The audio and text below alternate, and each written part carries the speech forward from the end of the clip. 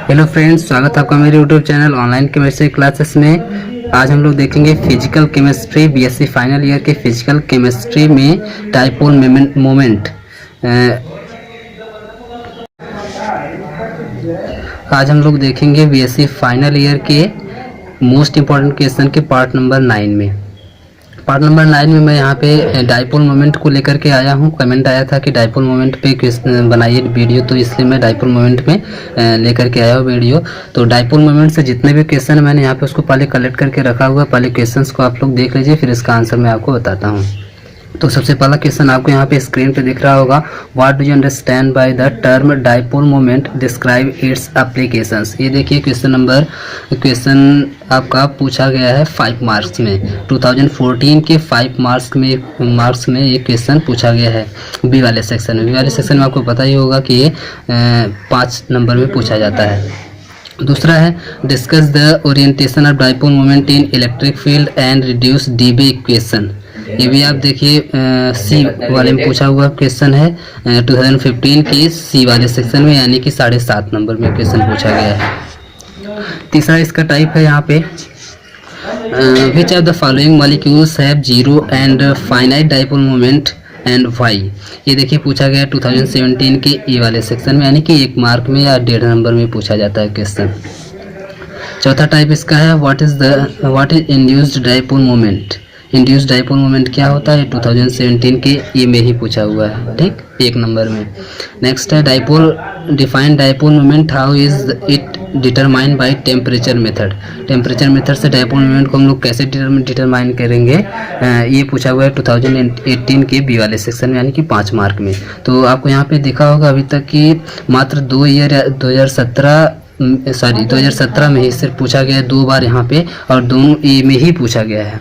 बाकी आप जितना भी देखेंगे 2014 में भी पूछा गया है बी वाले सेक्शन में, 15 में भी पूछा गया है सी वाले सेक्शन में, और 18 में भी पूछा गया है बी वाले सेक्शन में। यानी कि डाइपोल मोमेंट वाले टॉपिक से जब भी क्वेश्चन आएगा तो ज़्यादा चांसेस हैं कि 5 नंबर में या फिर 7.5 नंबर में मार्क ये इसका आ सकता है। तो ये काफ़ी ज़्यादा इंपॉर्टेंट आपके लिए होने वाला है। तो चलिए, सबसे पहले बोला था कि define dipole moment. Dipole moment को हम लोग कैसे डिफाइन करेंगे, डाइपोल मोमेंट होता क्या है, इसको पहले हम लोग यहाँ पे डिस्कस करते हैं। तो चलिए, A dipole moment is a polar molecule that have partial positive and partial negative charges। देखिए सिंपल सी बात है, dipole moment means, dipole means आप जानते हो ये डाई मीन्स होता है 2, और पोल मीन्स उसके ऊपर जो चार्ज होता है उसको हम लोग चार्ज बोलते हैं, पोल बोलते हैं, ठीक। तो डाइपोल मोमेंट मीन्स जिसके ऊपर 2 चार्ज हो।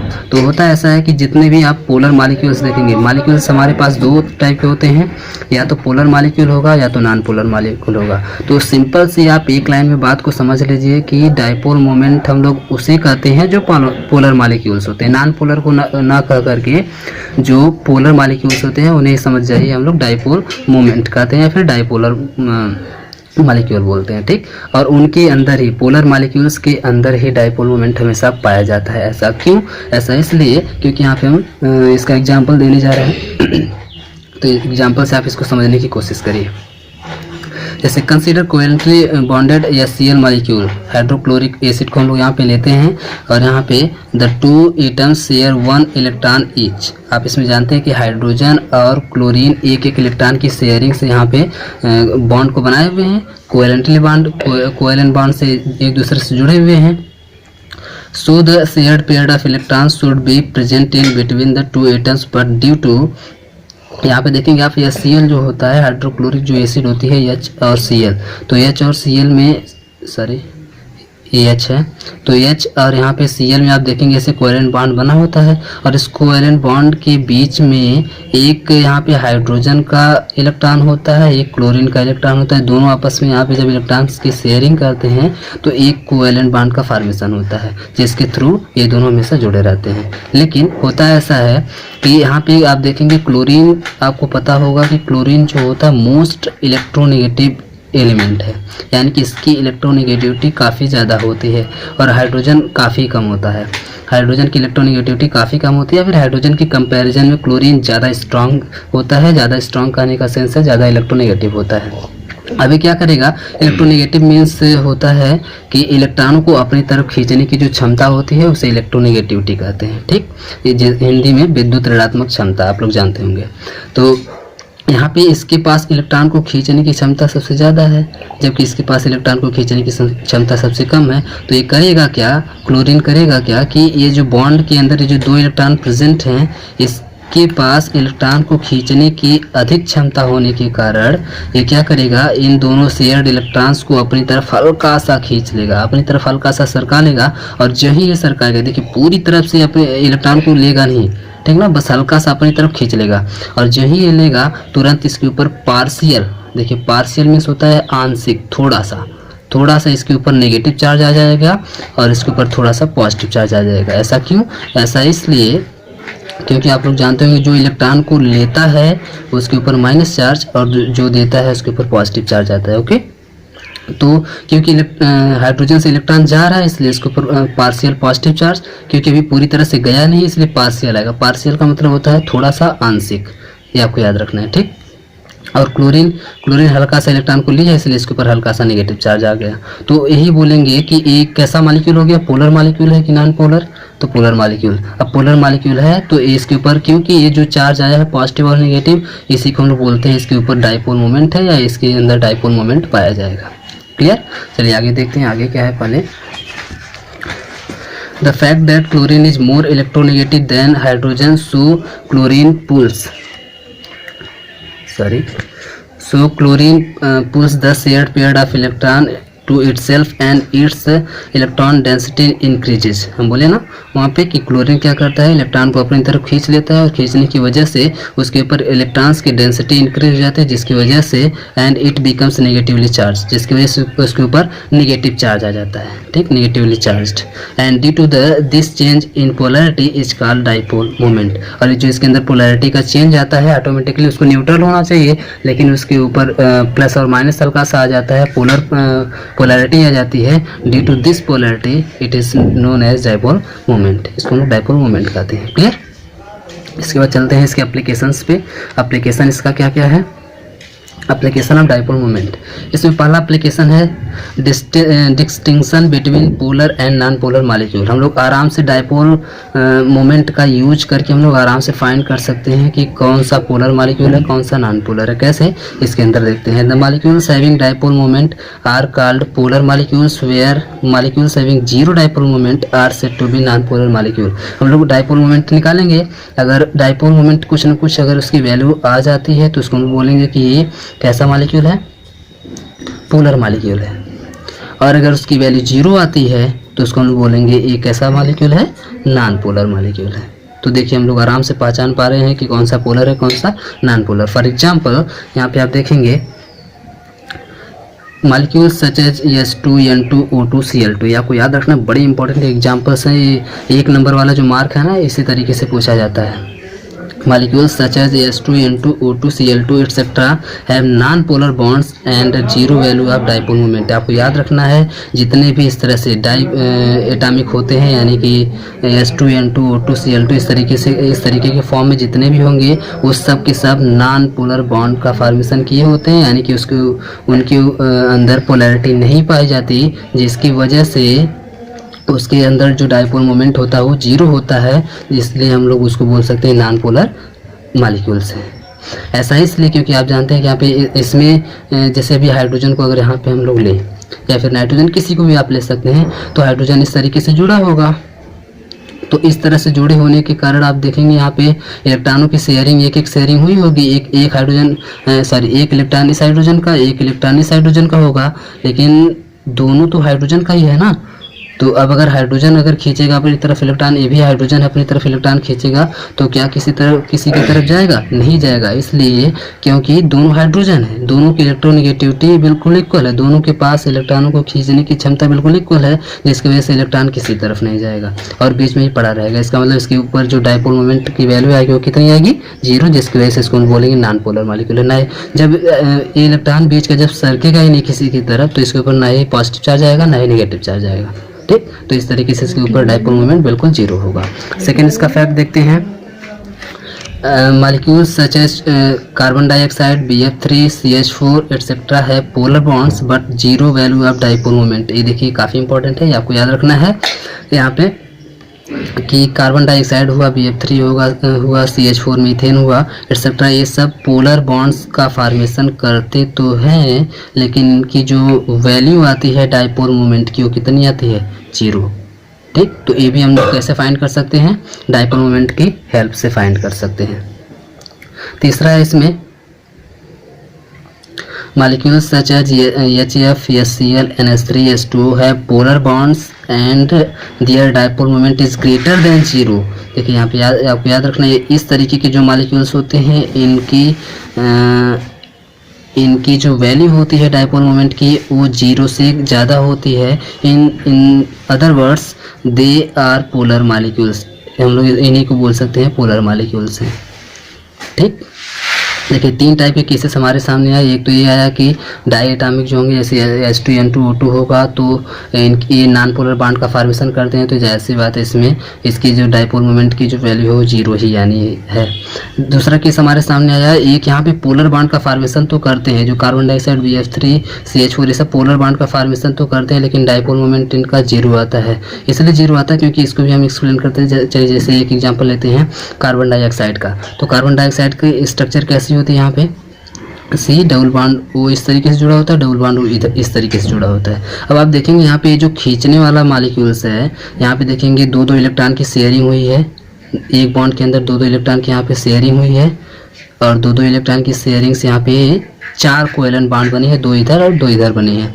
इधर भी ऑक्सीजन है, इधर भी ऑक्सीजन है। अब आप देखेंगे इधर से वाला क्या है? ऑक्सीजन। हम लोग जानते हैं ऑक्सीजन जो होता है कार्बन से ज़्यादा इलेक्ट्रोनेगेटिव होता है, यानी कि ऑक्सीजन के पास खींचने की जो क्षमता होती है इलेक्ट्रॉन्स को अपनी तरफ, वो कार्बन से काफ़ी ज़्यादा होती है। तो क्या करेगा ऑक्सीजन? कार्बन से इलेक्ट्रॉन को अपनी तरफ खींचेगा, और खींचेगा तो यहाँ पे चलिए दो की अगर बात करें यहाँ पे, तो कार्बन के ऊपर यहाँ पे पॉजिटिव चार्ज आ जाएगा, इसके ऊपर नेगेटिव चार्ज आ जाएगा। लेकिन अभी देखिए इधर भी तो है, इधर भी है ऑक्सीजन, तो क्या करेगा? ये भी खींचेगा अपनी तरफ। तो दोनों तरफ खींचने की वजह से यहाँ पर जो डाइपोल मोमेंट है, जो प्लस और माइनस है, क्या हो जाएगा? गायब हो जाएगा, जिसकी वजह से हम लोग बोलेंगे कि इसका डाइपोल मोमेंट क्या है? 0 है, क्योंकि खींचने वाला दोनों तरफ ऑक्सीजन है। इधर से भी खींचेगा, इधर से भी खींचेगा, तो किधर भी ये जो होगा इलेक्ट्रॉन होगा, ये जो बीच में सरकेगा नहीं। ठीक, तो इसलिए इसका जो डाइपोल मोमेंट होगा वो 0 हो जाएगा, क्योंकि दोनों तरफ खींचने वाले सेम है। सेम ऐसे BF3 में आप देखेंगे तीनों F है, तो तीनों F होने की वजह से जब खींचेगा तो खींचने की वजह से यहाँ पे क्या होगा? तीनों F खींचेगा तो बीच में जो डाइपोल मोमेंट आएगा, B के ऊपर ना ही पॉजिटिव आ पाएगा, ना ही नेगेटिव आ पाएगा, और ना ही F के ऊपर नेगेटिव आ पाएगा। तो इसलिए इसका जो डाइपोल मोमेंट होगा वो 0 आ जाएगा। वैसे CH4 के अंदर भी आप जानते हैं चारों तरफ हाइड्रोजन होगा, तो हाइड्रोजन जब कितनों खींचेगा, लेकिन उसके ऊपर चारों तरफ हाइड्रोजन ही होने की वजह से उसके ऊपर कोई भी प्लस या माइनस चार्ज पार्शियल नहीं आएगा, जिसकी वजह से इसके डाइपोल मोमेंट की जो वैल्यू होगी वो 0 होगी। और यहाँ पे आप देखेंगे यहाँ पे सब अलग अलग है। यहाँ पे आप देखेंगे HF की अगर बात करें यहाँ पे, तो हाइड्रोजन ज़्यादा हाइड्रोजन तो कम इलेक्ट्रोनेगेटिव है, इसकी खींचने की क्षमता कम है, जबकि फ्लोरीन की ज़्यादा है, तो फ्लोरीन खींच लेगा आराम से, डाइपोल मोमेंट इसमें आ सकता है। HCl को भी आप देखे ही हैं। NH3 में भी नाइट्रोजन काफ़ी ज़्यादा होता है, जिसकी वजह से हाइड्रोजन का खींच लेगा, इसकी वजह से इसके ऊपर क्या आ जाएगा? नाइट्रोजन के ऊपर माइनस आ जाएगा और हाइड्रोजन के ऊपर प्लस आ जाएगा। H2 में भी आप देखेंगे यहाँ पे ये जो ऑक्सीजन होता है काफ़ी ज़्यादा इलेक्ट्रोनेगेटिव होने की वजह से हाइड्रोजन का तो पक्का खींच लेगा, तो इसकी वजह से इसके ऊपर नेगेटिव और इसके ऊपर पॉजिटिव आ जाएंगे। तो इस तरीके से इसमें डाइपोल मोमेंट आता है। तो चलिए नेक्स्ट टॉपिक को देखते हैं। इसमें ये देखिए, इसके बाद है आयनिक कैरेक्टर ऑफ मॉलिक्यूल। सेकेंड हम लोग पहला उसमें देखे थे किस तरीके से पोलर और नॉन पोलर को हम लोग अलग अलग करके देख सकते हैं। अब सेकेंड यहाँ पर हम लोग देखते हैं आयनिक कैरेक्टर ऑफ अ मॉलिक्यूल। कैसे हम लोग आयनिक कैरेक्टर को पहचान सकते हैं? ये एप्लीकेशन के अंदर ही है, इसके डाइपोल मोमेंट के एप्लीकेशन के अंदर ही हम लोग अभी पढ़ रहे हैं। तो इसमें है dipole moment gives an idea about ionic character in bonds are a molecule. हम लोग आराम से एक आइडिया लगा सकते हैं किसी भी आयनिक कैरेक्टर के किसी मॉलिक्यूल्स के अंदर कि उसके पास आयनिक कैरेक्टर है कि नहीं है, with the help of dipole moment की हेल्प से। तो फॉर एग्जाम्पल, जैसे आप एक एग्जाम्पल लेकर के कंसिडर करते हैं इसको, let us calculate the percentage of ionic character in HCl molecule. Experiment have shown that the dipole moment of HCl is 1.03 d। ये देखिए वैल्यूज यहाँ पे दिया गया है, एक तरह से क्वेश्चन की तरह से मैंने यहाँ पे लिखा हुआ है। अभी कैलकुलेट करके मैं आपको इसको बताऊंगा किस तरीके से हम लोग आयनिक कैरेक्टर को कैलकुलेट कर सकते हैं। And it's bond length is 1.275 angstrom. Now for the 100% ionic character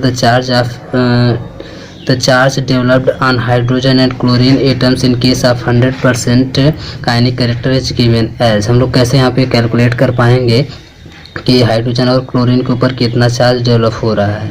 तो देखिए यहाँ पे दिया हुआ है म्यू इक्वल टू, यहाँ पे जो फार्मूला होता है 4.8 इंटू 10⁻⁻10 हो जाएगा।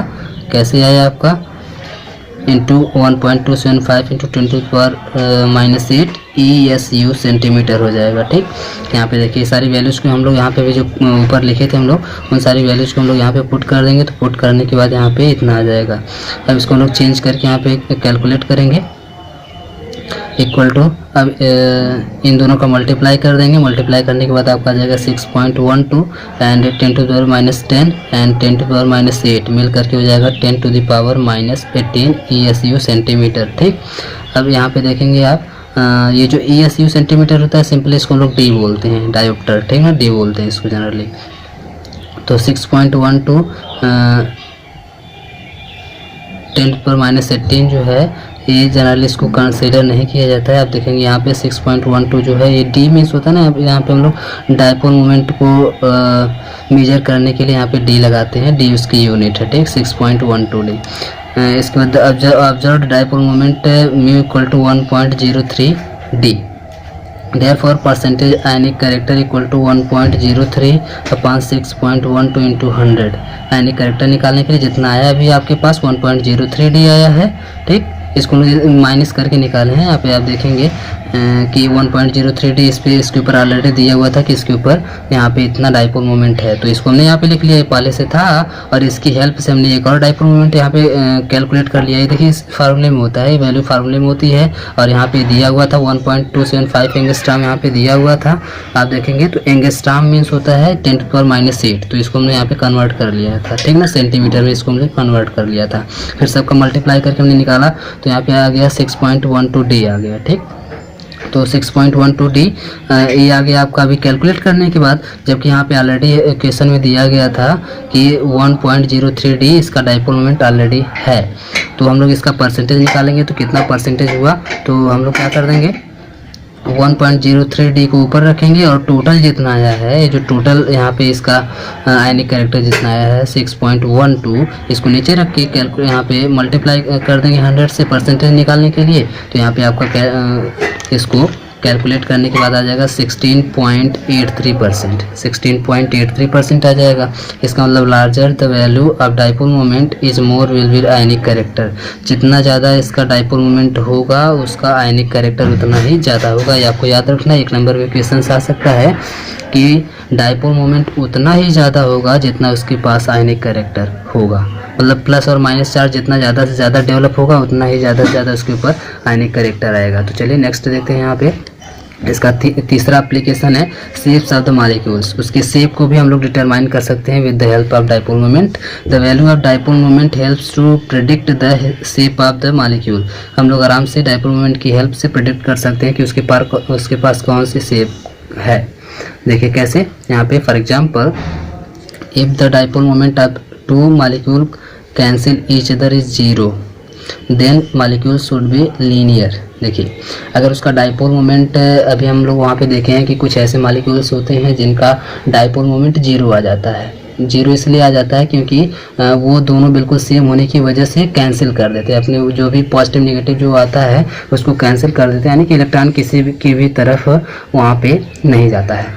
तो इसकी वजह से वहाँ पे उसका जो आयनिक कैरेक्टर होता है वो 0 हो जाता है, जिसकी वजह से उसका डाइपोल मोमेंट भी 0 हो जाता है। जब डाइपोल मोमेंट 0 हो जाता है तो हम लोग यहाँ से अंदाज़ा लगा सकते हैं कि किसी का भी अगर डाइपोल मोमेंट अगर 0 है तो वो मॉलिक्यूल कैसा होगा, उसकी स्ट्रक्चर कैसी होगी, लीनियर होगी।